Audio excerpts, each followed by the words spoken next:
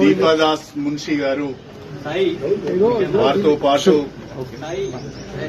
AICC సెక్రటరీలు చౌదరి గారు, విష్ణు గారు, ఏఐసిసి ప్రతినిధులుగా, పిసిసి ప్రతినిధులుగా సోదరులు మల్లు రవి గారు, సోదరులు సంపత్ గారు, సోదరులు డాక్టర్ సత్యనారాయణ గారు, రోహిత్ రెడ్డి గారు, వీళ్ళందరూ కూడా ఈరోజు మా ఇంటికి రావడం జరిగింది.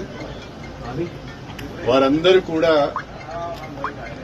అటు ఏఐసి నుంచి ఏఐసిసి నుంచి ఇటు పిసిసి నుంచి మీరు పార్టీలోకి రావాలి, తెలంగాణలో కాంగ్రెస్ పార్టీని బలోపేతం చేయడానికి మాతో కలిసి పనిచేయాలని చెప్పి ఒక ఆహ్వానం నాకు ఇచ్చారు.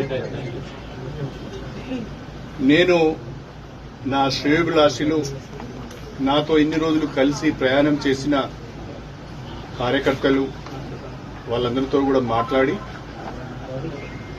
త్వరలోనే నా నిర్ణయాన్ని చెప్తానని చెప్పి పెద్దలు దాస్ మున్షి గారికి తెలియజేయడం జరిగింది. In a day or two I will take a decision after consulting my followers and after consulting my well-wishers and my workers. అభ్యర్థిగా సంచరించుకునేది కాంగ్రెస్ పార్టీ పోటీ చేస్తారని చెప్తున్నారు. నేను ఇంకా కాంగ్రెస్ పార్టీలోనే చేరలేదు. అప్పుడే కాంగ్రెస్ పార్టీ అభ్యర్థిగా పోటీ చేస్తామని ఎలా చెప్తారు? కాబట్టి yet I have not taken a decision. పోటీ చేసే అవకాశం ఉంది.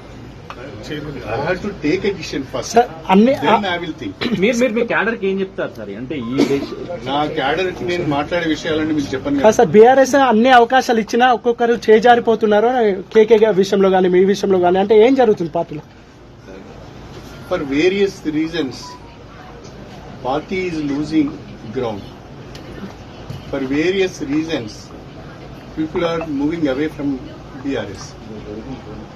So, to serve the people and to do something for the constituency, we have to take a decision. We have to take a call.